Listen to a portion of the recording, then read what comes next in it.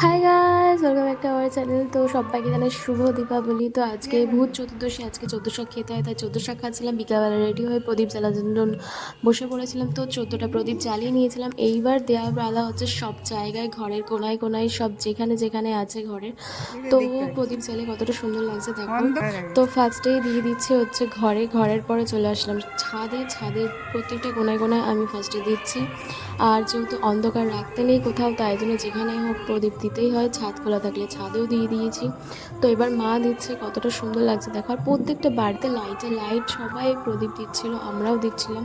সন্ধে দেওয়ার পরেই প্রদীপ জ্বালানো হয়েছিল আমাদের। তো প্রদীপ জ্বালানোর পর পুরো অন্ধকার জায়গাটা আলোয় আলোয় হয়ে যায়, আর দেখতে জাস্ট সুন্দর লাগে।